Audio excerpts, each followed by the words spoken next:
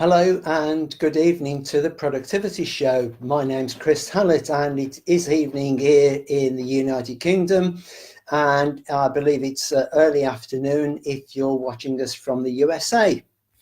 And a very warm welcome to this first show. We're broadcasting live, and I'm currently in Wolverhampton, which is in the middle of England, about 130 miles north of London, because I know a lot of people will be watching from different parts of the world and maybe not sure quite where we are.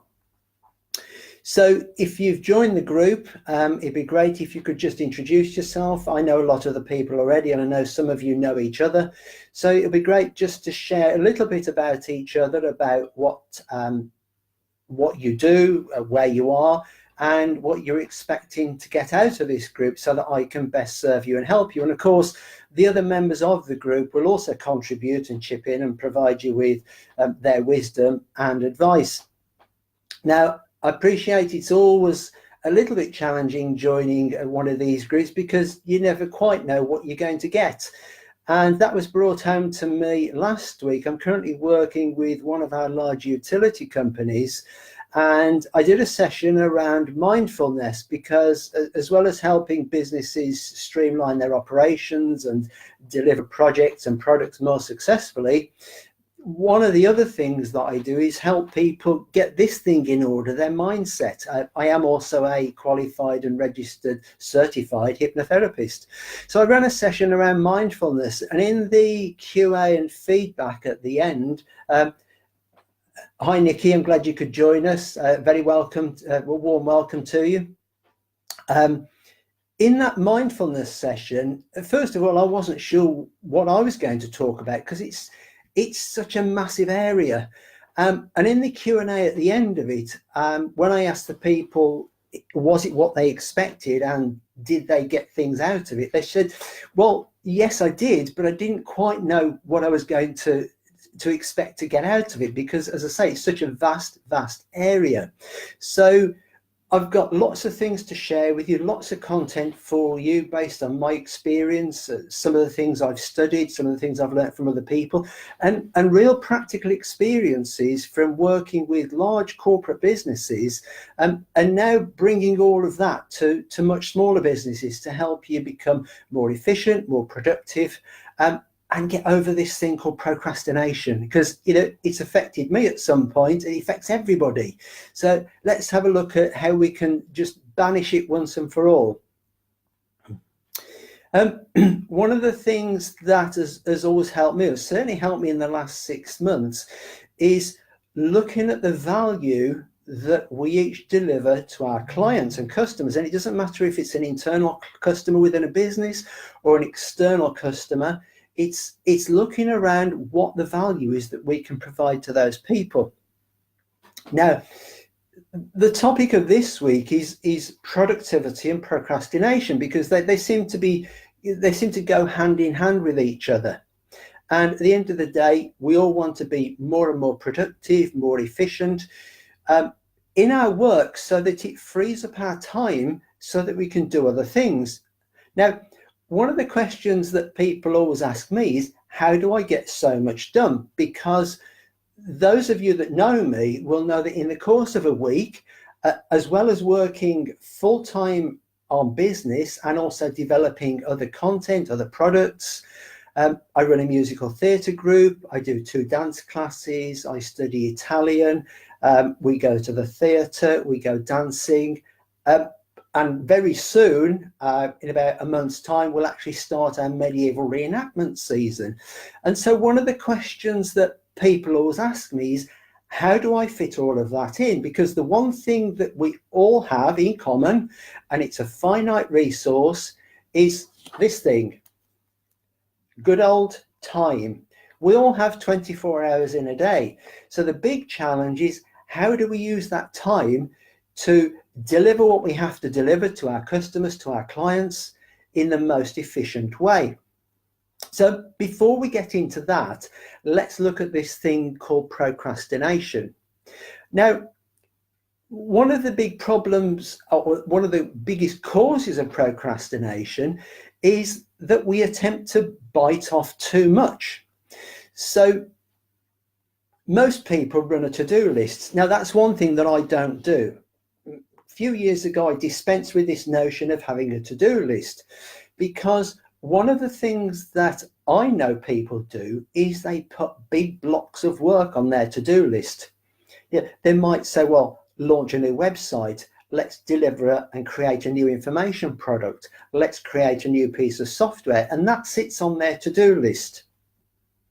Now, many years ago, my daughter, when she was little, she's now 28 years old, when she was little, before I really understood and studied about how this thing worked, what we used to do was put small portions of food on her plate and cut it up into small pieces. So what she saw was a plate with a small portion of food and things that she could easily pick up and eat. And when I go to restaurants and I see families there with small children with plates piled high with food, it fills me with dread, because those poor children are looking at that and probably thinking, how on earth do I start on this? And the same's probably true when you've got this great big piece of work sat on your to-do list and you're thinking, how on earth do I start this? Which angle do I come at it from? Which bit should I tackle first? So it's in all of our interests to break that work down into much smaller pieces. Now, I'm currently working, as I say, with a utility company, and we're transforming the way we deliver software projects. And what we're doing there is actually breaking that software into small components that we can deliver quickly and easily and efficiently to the end customer. So instead of doing a whole bunch of design work and development and then releasing something, we're actually developing software quickly to deliver to the customer so that they get value out of it. Now, many people have seen the to-do list as a savior, and it's a means of documenting and pulling everything together that you have to do. But the downside is that some people take it, and I've been guilty of this, and they use it as a means of creating extra activity to make themselves look busy. And when I speak to people and say, I don't have a to-do list, they say, well, how do you keep track of all the tasks? Well, some people use post-it notes, some people use a physical journal, some people use things like Evernote or OneNote. There's all sorts of tools that people use. But what I actually use is one single book. And I'm going to talk a lot more about how that book works in a future episode of the show. Because what I really want you to do from today is, if you are running a to-do list, go away and look at the things you've got on it and see if you can break them down into much smaller components. So, for example, if you're launching a new online product, so to say an information product, is that then breaks down into a number of components. So I'd imagine there's going to be some presentation slides, there's going to be an opt-in page, you might want autoresponders, you probably want a sales page, and the actual course content itself. So what you need to think about is, what is the initial project, the initial product that you can launch to your customers to make this viable. It might be just a simple opt-in page. And a few years ago, when I discovered this technique, I actually launched an online information product with webinar slides and a simple opt-in page and a payment page, and that was it. The content was built out afterwards, but I looked at what I could deliver quickly and easily to the customers to make this viable, one, for them to get some value out of it, but also to enable me to launch this product quickly. Now, one thing that I'm putting together at the moment is a resource guide, which is called 21 Procrastination Busting Tips. That's going to be available in the next 2 weeks. So if you want to have a copy of it, I don't even have the opt-in page at the moment, but drop your name in the comment section below and I'll make sure that you get a copy of it. Now, one of the questions I've been asked by a gentleman who many of you will already know, Jeff Herring, his question to me was, how do you stay consistent in beating procrastination and being productive? And it all comes back to this focusing on the value of the product or the item that you're working on to deliver your customers. Now, I actually go through quite a long process of looking at where I want to be, setting goals. This is not a 5-minute task. This is quite a long task that takes me a number of days, but it's one that I'll share with you in coming episodes. Hi, Jeff. Great to have you on the show tonight. So just talking about the question you asked me, Jeff, about how to stay consistent in beating procrastination. So I create a vision of where I want to be in the future. I create goals that help me going to deliver that vision. And one of the beauties of doing this is I've gone through a process over the last 8 or 9 years of working more with this thing, the unconscious mind, about how we achieve things. Once you create that vision and create a set of goals that are achievable and you live and believe, your mind then seeks out opportunities for you to work on those things, which is another reason why I've dispensed with the to-do list, because by creating a to-do list, what you're actually doing is overriding the way your mind works to work on stuff that you think is more relevant. So one of my tips will be, and you will hear this repeatedly on all the shows that are to come, and you'll see it in the content I write, is to trust your unconscious, because it knows better than you what you should be working on. But once you go through that process of creating a vision and setting goals, your unconscious takes over, a bit like driving a car. You probably no longer have to think about how you drive a car because it's instinctive, and it'll become instinctive to you around the things that you need to work on. Now, one of the things that we've got coming probably in next week's show is what I call the minimum viable product. So going back to our coaching product example, where we talked about launching an opt-in page, a sales page, a set of webinar slides, what this session will teach you is how to go through that process to create that minimum product that you need to get out to your customers. One, so that they see some value from it, and so that you get the benefit of that value as well. Could well be some income.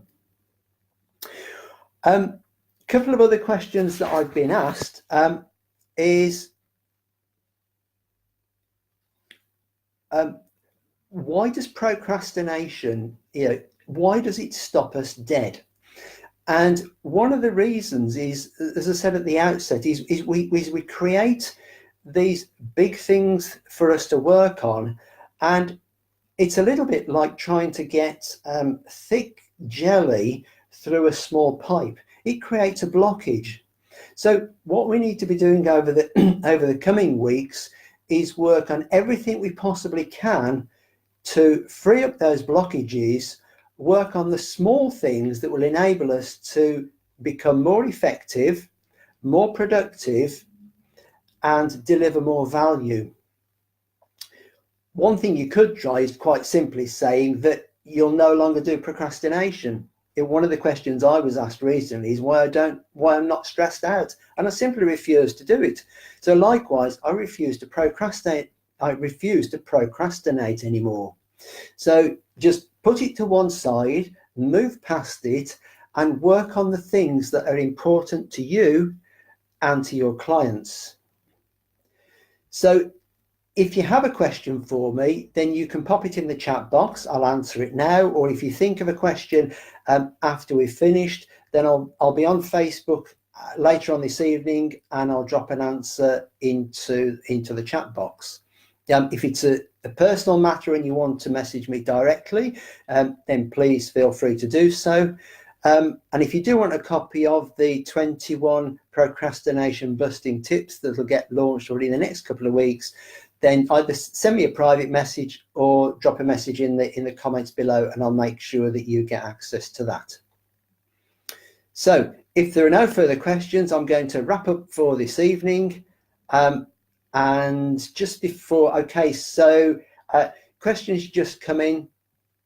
And so Nikki's asking, your main procrastination is down to the fear of failure. Okay. So I actually take people through a process to eliminate fears. It's using a technique called timeline therapy. And I guess one of the things is failure is an interesting thing because I've been there. Yeah. An example about 9 years ago where I completely failed, and I use the word in inverted commas now, because the one thing to realize is that as we go through life, we experience all sorts of events, and we'll get one of two things from that event. Let's say it's a goal that you want to achieve or an objective that you set out to achieve. And you may not achieve it in the way that you thought. So you'll get one of two things. You'll either get the result that you wanted, or you'll get some feedback. Now, the word failure has a negative connotation around it. So I quite simply tell people that there is no such thing as failure. There's only feedback. So whatever, there's an event somewhere in everybody's life where afterwards they think they failed. The failure is in the inability to learn from that event. Now, in my case, I got headhunted to run a local, a startup business for a local entrepreneur. After 3 months, it was one of those situations where he asked me to name my price. You know, how much did I want to run this business? Which is a situation most people never find themselves in, and it's one that was completely alien to me. But nevertheless, I ran this business for 3 months. The last month was a torrid time, but I came out of it feeling very, very damaged mentally, to the point where I couldn't work. Now, a lot of people would look at that and say, ha, that's a failure. The one thing I did is flip that round and said, well, okay, what is it I've learned from it? How have I learned to run this business? And how have I learned to treat people in a way that I wasn't being treated, but I can help people be better at what they do? So one thing you can do is just eliminate the word failure from your vocabulary. Look at the events that haven't yielded the results that you wanted in the past and learn from it. There's always a learning that will come out from those events. I hope that answers your question, Nikki. If you want to get on a one-to-one call with, and I explain a little bit more about how that process works, then I'm more than happy to do so. Hi, Vicky. Vicky's just joined us. So are there any further questions before we wrap up? You're welcome, Nikki.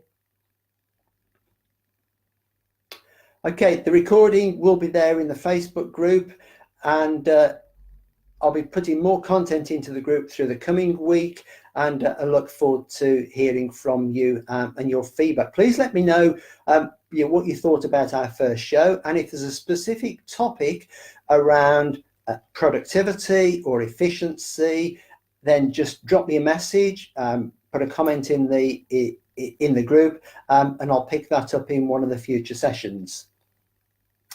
And I wish you all a very good evening or a good afternoon, and look forward to seeing you next week.